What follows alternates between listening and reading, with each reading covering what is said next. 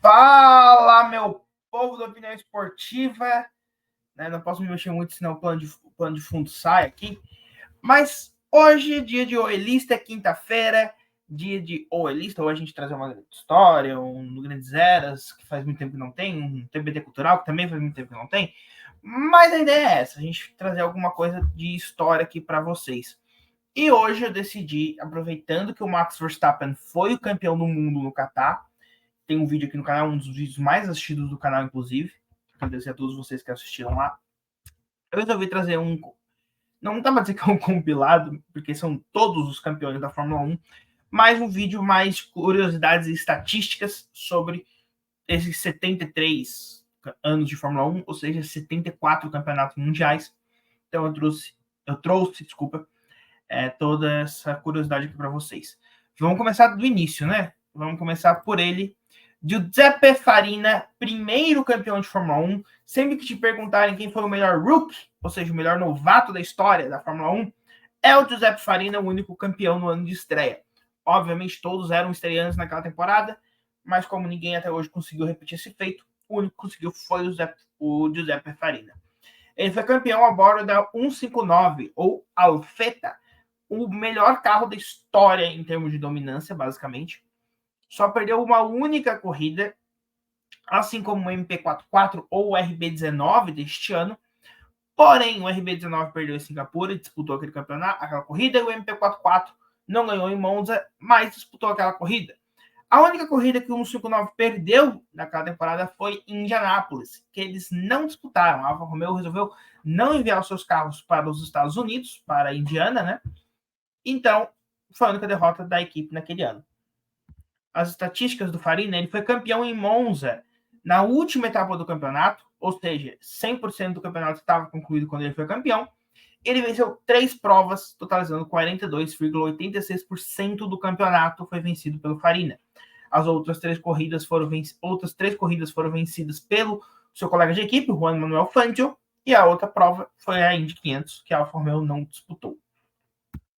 Em 51, foi a vez do Juan Manuel Fangio, no mesmo 159 da Alfa Romeo, a famosa Alfetta, a ser campeão do mundo. Ele conquistou o título em Pedralbes, na Espanha, também na última etapa, ou seja, 8 de 8, 100% do campeonato concluído, venceu 3 provas, porém essas 3 provas correspondiam a 37,50% do campeonato. Para você que é fã da Ferrari, o primeiro título dos Tifosi veio em 1952 com o italiano Alberto Ascari, a bordo da Ferrari Cinquecento, né? Ou 500 aqui no Brasil. Vou falar tudo em português, porque tirando o Cinquecento, os outros números eu não vou saber traduzir, né? Então, a Ferrari 500 aí do Alberto Ascari. Ele venceu na 6ª etapa do campeonato, de 8, ou seja, foi o primeiro título antecipado da história da Fórmula 1, isso em Nürburgring no Nordschleife. Né? Isso correspondia a 75% do campeonato concluído, e ele venceu 6 provas, que também correspondem a 75% do campeonato. Ele não venceu a Indy 500 e outra corrida no ano. Em 1953, Alberto Ascari se tornou o primeiro bicampeão do mundo, também a bordo da mesma Ferrari 500. Note que a Alfa Romeo e a Ferrari não trocou de carro, diferente de hoje, que cada equipe tem que apresentar um carro novo todo ano. Naquela época, podia-se correr várias temporadas com o mesmo carro. Inclusive, acho que é de 2004, 2005, mais ou menos, essa regra, de que tem que correr com carro novo todo ano. Então, o Alberto Ascari a bordo da Ferrari, segundo título do Ascari, segundo título da Ferrari. Ele venceu também no Nordschleife Nürburgring, mas dessa vez 7ª de 9, e o que correspondia a 77,78% do campeonato concluído. Ele venceu 5 etapas daquela época, o que corresponde a 55,56% do campeonato. Juan Manuel Fangio foi bicampeão em 1954, com um feito inédito e único até hoje. Ele é o único piloto a trocar de equipe durante a sua temporada de título. Ele correu as 2 primeiras etapas do campeonato pela Maserati, ganhou essas etapas, né? Isso incluía a Indy 500 que ele não participou entre as 3 etapas, né? Então ele corre a primeira e a terceira etapa pela Maserati, ganha essas provas e troca para Mercedes no meio da temporada e ganha o título lá, Por isso ele tem duas equipes aí, e os dois carros que ele usou naquela temporada, a Maserati 250F e a Mercedes W196. Ele venceu 6 provas naquele ano, ou seja, 2 pela Maserati e 4 pela Mercedes, o que totalizou 66,67% da temporada. E ele completou o campeonato, né, em Bergdan, na Suíça, quando tinha 77,78% do campeonato concluído, que era a etapa 7 de 9. Em 55, Juan Manuel Fangio se torna o primeiro tricampeão da história a bordo da sua Mercedes W196. Essa é a mesma Mercedes, aquela que vocês podem ver em várias fotos, com as rodas cobertas, porque em algumas pistas a Mercedes fazia isso, mas o carro era esse, tá? É o mesmo carro da Mercedes coberta e tudo mais.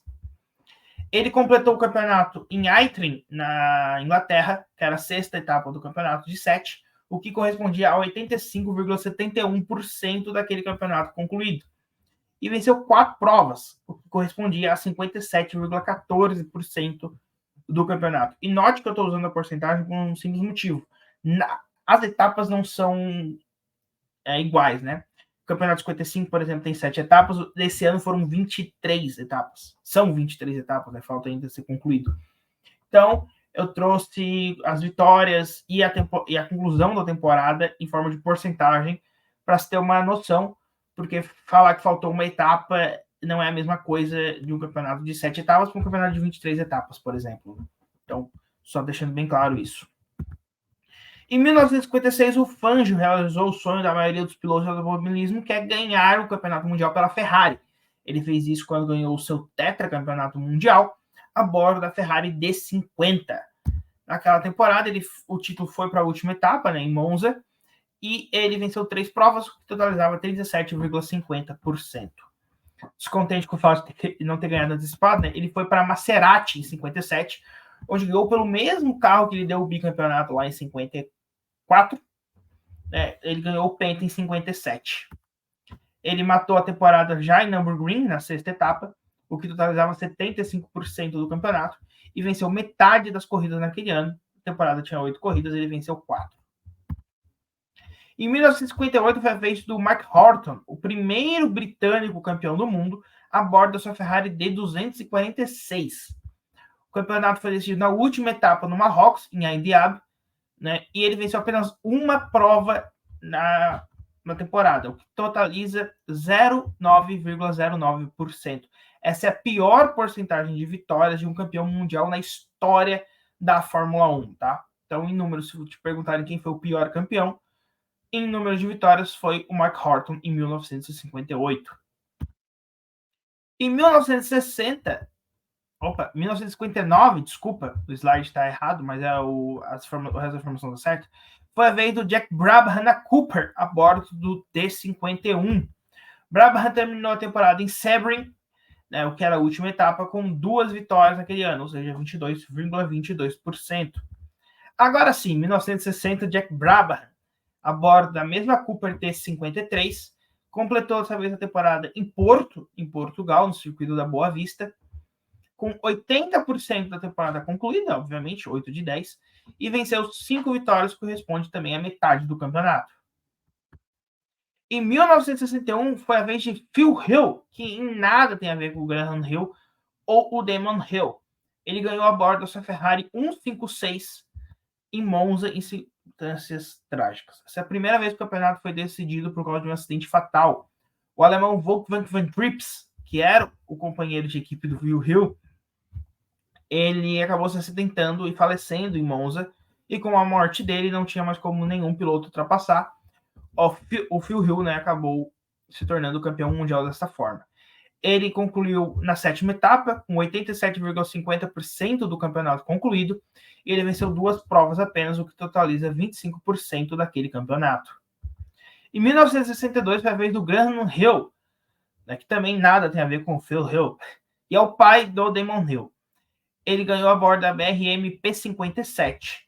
O título foi decidido na última temporada em East London, na África do Sul, quando 100% da temporada estava concluída, né? Ali está uns 70% por causa de erro de slide mesmo. Peço desculpa. Ele venceu 4 provas, o que totaliza 44,44% daquela temporada. Em 1963 foi a vez de Jim Clark a bordo da Lotus 21. O escocês voador venceu em Monza quando tinha 70% da temporada concluída, etapa 7 de 10, e venceu também 7 etapas, ou seja, ele venceu 70% daquela temporada. Em 1964 foi a vez de John Surtees, o único piloto a ser campeão de MotoGP e de Fórmula 1. Ele ganhou a bordo da Ferrari 158, que ficou muito famosa por ser a Ferrari azul. Isso porque o Enzo Ferrari tinha brigado com a Federação Italiana de Automobilismo, e para quem não sabe, o vermelho é a cor da Itália, por isso a Maserati, a Alfa Romeo também são vermelhas igual a Ferrari. Só você voltar aqui o vídeo, você vai ver que os carros da Maserati e da Alfa Romeo também eram vermelhos. Isso fez com que a Ferrari fosse azul, cores dos Estados Unidos na época, porque a Ferrari tinha uma parceria lá na terra do tio Sam, e por isso John Surtees foi campeão de uma Ferrari azul. Ele foi campeão na Cidade do México, no circuito Hermanos Rodrigues, na última etapa, ou seja, 100% do campeonato concluído. Venceu 2 provas, o que totaliza 20% daquele campeonato.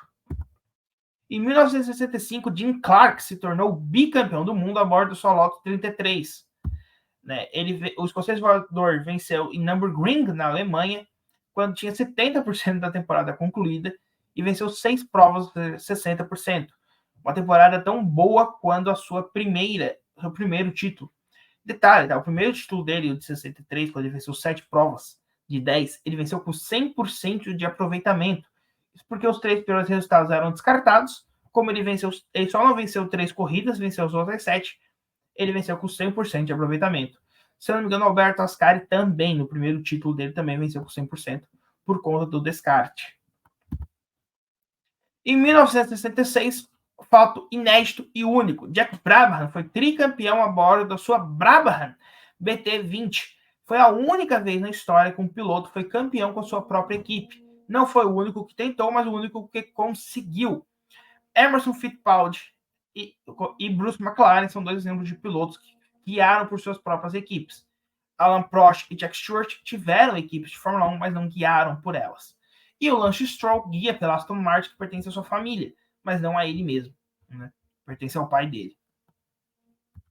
Brabham foi campeão em Monza na 7ª etapa daquele campeonato, o que totalizava 77,78% do campeonato. Ele venceu 4 corridas, que caracteriza 44,44%. Em 1967, Denny Hulme venceu em cima do seu patrão, Jack Brabham, com a Brabham BT24.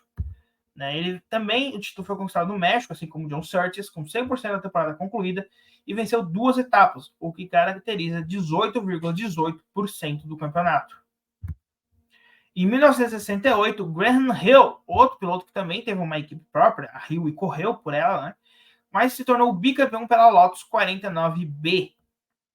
Hill ganhou no México, última etapa da temporada, 100% da temporada concluída, e as suas 3 vitórias caracterizam 25% daquele campeonato.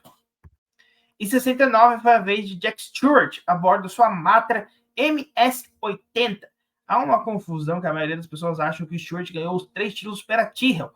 Acontece que o chefe de equipe da Matra era o Ken Tyrrell, que fundou a Tyrrell em 1970 e levou o Jack Stewart junto com ele. Mas Tyrrell era uma equipe e Matra era outra, e inclusive elas coexistiram ali em 70, 71, até a Matra sair ali no final dos anos 70. Já a Tyrrell atualmente é a Mercedes. Virou Bar, virou Honda, depois virou Brown GP e hoje é a Mercedes. Mas o Stewart ganhou esse 9 pela Matra. Ele ganhou o campeonato na 8ª etapa em Monza de 11, o que totaliza 72,73% do campeonato. E as suas 6 vitórias naquele ano totalizam 54,55%. Em 1970 foi visto em Jochen Rindt. Um fato triste, único e inédito, se é único é inédito, nem 70, foi que o Rindt é o único campeão póstumo, ou seja, ele morreu e após a sua morte ele foi campeão do mundo. Isso deve pelo fato que ele morreu na etapa de Monza, da categoria quando liderava o campeonato, e na etapa de Watkins Glen, nos Estados Unidos, com a vitória do brasileiro Emerson Fittipaldi, o Jack Ickx não tinha mais chance de vencer aquele campeonato. Então ele concluiu o campeonato com 92,31% do campeonato, né? Na verdade, foi quando o título foi decidido, ele acabou falecendo antes, ele não disputou essa etapa. E as suas 5 vitórias totalizam 38,46% daquele campeonato. Inclusive, se eu não me engano, ele morreu na etapa 10. Né? Então ele venceu metade das corridas que disputou naquele ano. Em 71, aí sim, Jack Stewart sendo campeão pela Tyrrell 006, porque a Tyrrell usou o 001 e o 002 em 70 e trocou de carro várias vezes, o que também era permitido. Assim como era permitido você usar o mesmo carro, era permitido que você criasse outros carros. Né? Então ele usou o 02, o 03, o 04, o 05 e o 06 naquela temporada e foi campeão, né, com o Tyrrell 006.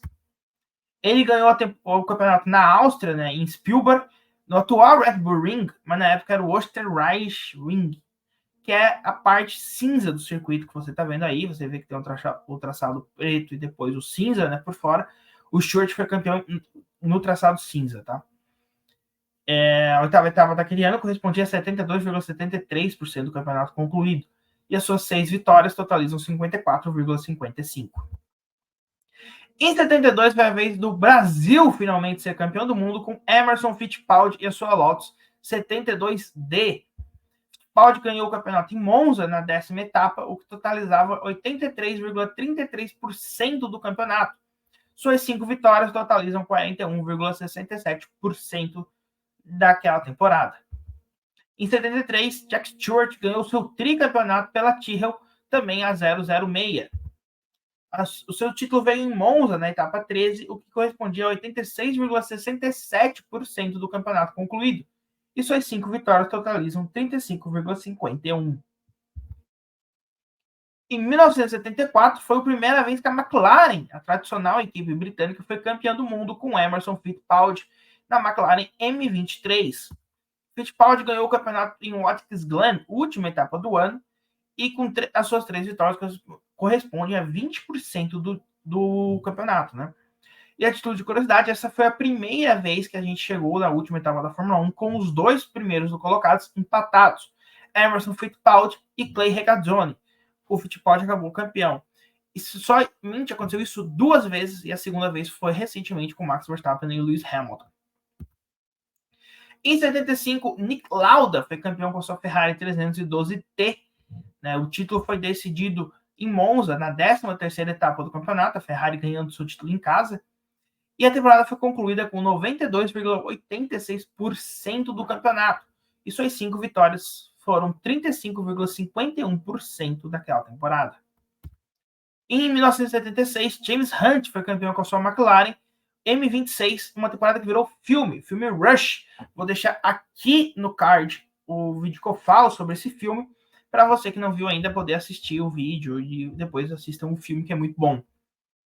Hunt foi campeão na última etapa em Fuji, né? E as suas 6 vitórias totalizaram 37,50% do campeonato. Assim como o Jack Stewart, a pista que ele correu foi a pista cinza, né? Não a pista preta. Em 1977, Nick Lauda se tornou bicampeão com a sua 312 T2. Né? O austríaco foi campeão em Watkins Glen, 15ª etapa da temporada, que correspondia à época a 88,24% do ano concluído. E suas 3 vitórias totalizam 17,65% do campeonato. Lauda, que tinha ficado descontente com a Ferrari o tratou após o acidente de 76, assim que foi campeão em Watkins Glen, não disputou as 2 últimas etapas pela Ferrari e nunca mais correria pelo time de Maranello. Em 1978, Mario Andretti também foi campeão em condições trágicas, né? Em Monza, com o acidente do Ronnie Peterson. O Peterson foi em Monza? Foi em 78, com a sua Lotus 79. Né? Ele veio a 14ª etapa da temporada, o que correspondia a 87,50% do campeonato concluído. E suas 6 vitórias, 37,50% do campeonato. Né? Note que os 2 americanos foram campeões de uma forma trágica, né? Em 79, Chad Scheckter ganhou o título com a Ferrari 312 T4 e foi o último título antes da maior seca da história da Ferrari. Ainda é. Não, a seca atual não passou ainda. Ele foi campeão em Monza, na Itália, ou seja, a Ferrari foi campeão em casa, né, basicamente, o que corresponde a 86,67% do campeonato. e suas 3 vitórias corresponderam a 20% daquele ano. Em 1980, a tradicional Williams foi campeã pela primeira vez com Alan Jones na sua FW07. O australiano foi campeão no Canadá, 13ª etapa da temporada, o que correspondia a 92,86% daquela temporada, e suas 5 vitórias correspondiam a 35,21%. 81 foi a vez de Nelson Piquet, né, o brasileiro campeão mundial com a sua Brabham BT52. Ele foi campeão no circuito de Las Vegas, que não é o mesmo de Las Vegas desse ano. Inclusive, a pista desse ano passa em frente à pista antiga, que hoje é um cassino, né, um hotel e cassino construído lá em Vegas. Ele ganhou na última etapa do ano e as suas 3 vitórias correspondem a 20% daquele campeonato.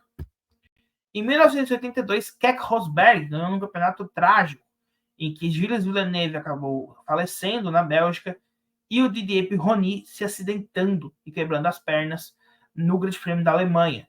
Meio que sem concorrentes ali para sua disputa, Rosberg foi campeão com seu FW08. O finlandês foi campeão na última etapa em Las Vegas e a sua única vitória corresponde a 6,25% do campeonato. A porcentagem do Hamilton foi menor. Estranho, era para ser o Rosberg. Mas tá. Eu tirei a informação do Fórmula 1 Stats, tá? Qualquer coisa, mas tá realmente não bate, né? A informação de que o Hamilton foi o campeão com a pior porcentagem. Em 1983, Nelson Piquet campeão com a Brabham BT52. Piquet foi campeão na África do Sul, em Kyalami, na última etapa da temporada, né? E suas 3 vitórias correspondem a 20% daquele campeonato. Em 1984, Nick Lauda foi tricampeão com a sua McLaren, o campeonato mais apertado da história. Ganhou por meio ponto de diferença no MP4-2 do seu companheiro de equipe, o Alain Prost. Lauda foi campeão na última etapa em Estoril e suas 5 vitórias correspondem a 31,25% do campeonato. E em 1985, o Alain Prost foi campeão na MP4-2B. Né? O francês foi campeão antecipado em Brands Hatch, na Inglaterra, o que totalizava 87,50% do campeonato, e suas 5 vitórias correspondiam a 31,25% da temporada. Em 86, o professor Alain Prost foi bicampeão a bordo do seu MP4-2C. Prost ganhou na última etapa em Adelaide, suas 4 vitórias correspondem a 25% daquele campeonato. Em 87, Nelson Piquet concretizou o seu tri-mundial a bordo da Williams FW11B. O brasileiro foi campeão em Suzuka, penúltima etapa do ano, que correspondia a 93,75%, e suas 3 vitórias correspondem a 18,75% da temporada. Em 1988, foi o primeiro título do Ayrton Senna a bordo do icônico MP44. O brasileiro foi campeão em Suzuka, penúltima etapa correspondia a 93,75%, e ele venceu metade das corridas daquele ano, ou seja, 8. Em 1989, Alain Prost venceu a bordo do MP45. Né? O francês foi campeão em Suzuka, penúltima etapa do ano, também 93,75% do campeonato concluído, e suas 4 vitórias totalizam 25%. Em 90, Ayrton Senna foi campeão a bordo da McLaren MP45B. O brasileiro foi campeão em Suzuka, mesma coisa, 93,75% da temporada concluída, e suas 6 vitórias totalizam 37,50%. Em 91, Ayrton Senna se tornou tricampeão a bordo do MP46, ganhando a mesma coisa. Japão, penúltima etapa, 93,75% do campeonato, e suas 7 vitórias totalizam 43,75%. 92 foi a vez do Nigel Mansell e o carro de outro planeta, o FW14 da Williams. Mansell foi campeão na Hungria, 11ª etapa de 16, e ganhou o campeonato com 68,75% da temporada concluída. À época, o campeonato mais antecipado da história. Hoje não é mais, esse recorde já foi quebrado. Né? Mas só para ter uma noção de como foi impressionante esse título. Mansell venceu 9 etapas, o que totalizava 56,25% do campeonato. Em 93, Alain Prost se tornou o segundo tetracampeão da história, né? Até então só o Fangio tinha conseguido. Fangio que é penta, né? Para deixar bem claro. E ele foi campeão a bordo da sua Williams FW15. Prost foi campeão antecipadamente em Estoril, 14ª etapa, o que correspondia a 87,50% do campeonato, e suas 7 vitórias, 43,75%. Em 1994 veio o primeiro título do alemão Michael Schumacher a bordo da sua Benetton B195. O título foi conquistado na última etapa em Adelaide, né, e suas 8 vitórias correspondem à metade do campeonato. Em 95, Schumacher foi bicampeão a bordo da Benetton B195. Schumacher foi campeão no Japão, mas em Aida, não em Suzuka, o que correspondia a 88,23%. E dessa vez, as suas 8 vitórias correspondiam a 52,94% do campeonato concluído. Em 1996, foi a vez de Damon Hill, filho de Graham Hill e que nada tem a ver com Phil Hill, a ganhar com sua Williams FW18. Hill foi campeão na última etapa no Japão e venceu metade daquela temporada. Porém, como ele tinha um carro muito dominante, só venceu na última etapa, o Frank Williams decidiu não renovar o contrato com ele. Coisas da Williams. Williams que foi campeão pela última vez em 1997 com Jacques Villeneuve, a bordo do FW19. O Villeneuve naquele ano concluiu na última etapa, em Jerez de la Frontera, e venceu 7 provas, ou seja, 41,17%. Se a gente tinha o escocês voador, que era o Jim Clark, a gente tem agora o finlandês voador, o Mika Häkkinen. Campeão na sua McLaren MP413, Häkkinen foi campeão na última etapa em Suzuka e venceu metade das corridas daquele ano. Em 99 foi bicampeão no MP414, também na última etapa, mas dessa vez vencendo 5 provas, ou seja, 31,25% daquele ano. Em 2000, finalmente acabou a maior seca da história da Ferrari, quando Michael Schumacher foi campeão com a sua F2000. E sim, na foto ali, se você é bom de observação, é a Rubens Barrichello. Nem todo carro eu consegui pegar a foto do piloto mesmo, campeão daquele ano. E a melhor foto que se tinha do F2000 era do Rubinho. Acontece. Ele venceu em Suzuka, né, penúltima etapa daquele ano, o que totalizava 94,11% do campeonato. E suas 9 corridas totalizavam 52,94%. Em 2001, Michael Schumacher foi campeão a bordo do F2001. Ferrari era bem criativa naquela época. Schumacher foi campeão assim como Mansell na Hungria, o que totalizava 76,47% do campeonato concluído. E suas 9 vitórias totalizavam 52,94%. Em 2002, Michael Schumacher foi campeão na F2002. Ele venceu na corrida de Magny-Cours, na França, com 64,70% do campeonato concluído. É até hoje o campeonato mais antecipado da história. Schumacher venceu 11 provas, o que também totaliza 64,71%.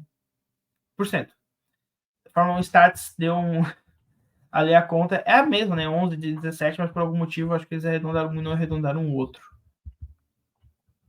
Em 2003, Michael Schumacher foi campeão a bordo da F2003. O título veio em Suzuka na última etapa do ano e suas 6 vitórias totalizam 37,5% do campeonato. Em 2004, Michael Schumacher foi campeão a bordo da F2004, se sagrando, né, o primeiro heptacampeão da história. Inclusive, em 2002, ele empatou com o Fangio. Em 2003, ele passou, se tornou o primeiro hexa, e aqui o primeiro hepta. Ele venceu em Spa-Francorchamps, 14ª etapa do ano, o que totalizava 77,77% do campeonato concluído. E suas 13 vitórias totalizam 72,22%. Em 2005 foi a vez de Fernando Alonso. Sim, o Alonso, que ainda corre na Fórmula 1, foi campeão lá em 2005. Faz quase 20 anos que o Alonso foi campeão a primeira vez. Estamos em 2023, ou seja, faz 18 anos. 18 anos do primeiro título do Alonso. É tempo pra caramba. Mas tem uma noção, tem os pilotos da Fórmula 2, Fórmula 3, que não eram nem nascidos quando o Alonso foi campeão. Ele foi campeão a bordo da R25 da Renault. O título veio aqui do Brasil, em Interlagos, 17ª etapa, o que totalizava 89,47% do campeonato concluído. Suas 7 vitórias totalizaram uma dominância assim, né, de 36,84% do campeonato. Em 2006, Alonso foi bicampeão da Fórmula 1 a bordo do R26. O título conquistado em Interlagos, mas dessa vez Interlagos foi a última etapa do ano.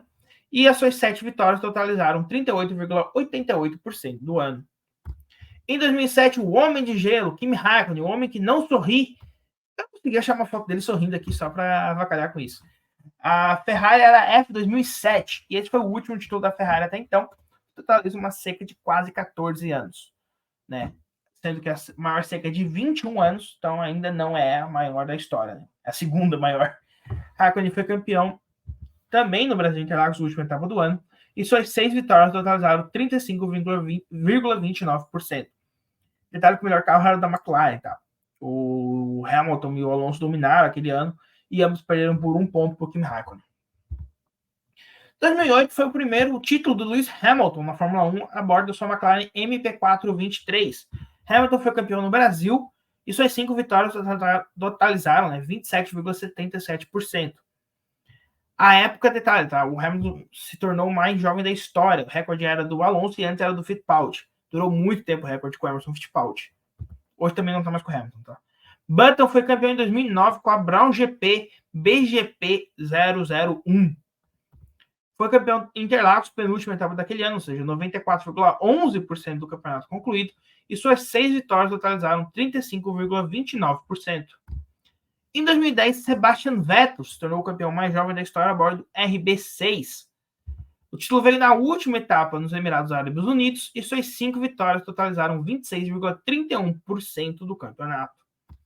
Em 2011, Vettel foi bicampeão a bordo do RB7 da Red Bull. O título foi conquistado no Japão na 15ª etapa, que totalizava 78,94% do campeonato e suas 11 vitórias 57,89%. O tricampeonato do Vettel veio com o RB8 em 2012. Foi campeão em Interlagos, que era a última etapa daquele ano, e suas 5 vitórias totalizavam 25% do campeonato. Em 2013, Sebastian Vettel ganhou com o RB9 o seu tetracampeonato mundial. O alemão foi campeão em Bud, na Índia, o que totalizava 84,21% do campeonato, e suas 13 vitórias totalizavam 68,42% do campeonato. Em 2014, Lewis Hamilton foi bicampeão mundial na Mercedes W05. O britânico foi campeão na última etapa nos Emirados Árabes Unidos e suas 11 vitórias totalizavam 57,89%. Em 2015, Hamilton foi tricampeão a bordo do W06 e o título veio na 16ª etapa em Austin, ou seja, 84,21% do campeonato concluído. E suas 10 vitórias naquele ano totalizam 52,63%. Em 2016 foi a vez de Nico Rosberg, ou como o pessoal gosta de zoar, né, o Britney, ganhou o campeonato a bordo do W07. Rosberg foi campeão na última etapa daquele ano, no Emirados Árabes, e suas 9 vitórias totalizam 42,85% do campeonato. Em 2017, Lewis Hamilton se tornou tetracampeão mundial, à época o quinto piloto a conquistar essa marca. Já tinha tido Fangio, Schumacher, Prost e Vettel, não nessa ordem. O Hamilton foi campeão a bordo do W08. O título foi conquistado no México, 18ª etapa da temporada, ou seja, 90% dela concluído, e suas 9 vitórias totalizam 45% do campeonato. Em 2018, Lewis Hamilton se tornou o terceiro pentacampeão da história a bordo do W09 da Mercedes. O título foi também conquistado no México, 19ª etapa dessa vez, totalizando 90,47%, e suas 11 vitórias totalizaram 52,38%. Em 2019, Lewis Hamilton se tornou o segundo hexacampeão da história com o seu W10. O Hamilton foi campeão em Austin, 19ª etapa, o que totalizava 90,47%, e suas 11 vitórias, 52,38%. Em 2020, Hamilton se tornou o segundo pentacampeão da história a bordo do seu W11. Hamilton conquistou na 14ª etapa em Istambul, na Turquia, o que totalizava 82,35% do campeonato, e suas 11 vitórias totalizavam 64,71%. Em 2021, foi a vez de Max Verstappen ser campeão a bordo do RB16B. O piloto holandês foi campeão na última etapa, na última volta contra Lewis Hamilton, e venceu 10 provas, o que totaliza 45,45% daquele ano. Detalhe, essa foi a segunda vez, como eu falei, a primeira foi lá contra Fittipaldi, Regazzoni em 74, Verstappen e Hamilton em 21 foi a segunda vez na história que dois pilotos chegaram empatados na última etapa do ano. Em 2022, as coisas foram mais tranquilas no bicampeonato de Verstappen com o RB18. Nós pulou o 17, porque em tese de 21 era para ser o 17, né? Verstappen foi campeão em Suzuka, né? 18ª etapa da temporada, o que totalizou 81,81% do campeonato concluído. Suas 15 vitórias totalizaram 68,18% daquele campeonato. Em 2023, Max Verstappen já é campeão no RB19 e concluiu na 17ª etapa, ou seja, 77,27% do campeonato está concluído neste momento e o Verstappen já é campeão. E as suas 14 vitórias correspondem a 63,64%. E ambos estão com asterisco porque 14 vitórias, de fato, é 63,64% do campeonato. Acontece que a gente só tem 17 etapas concluídas. Estão faltando Austin, Cidade do México, São Paulo, Las Vegas e Abu Dhabi. 5 provas. Ou seja, ele pode chegar a 19 vitórias este ano, o que, obviamente, vai aumentar a porcentagem dele.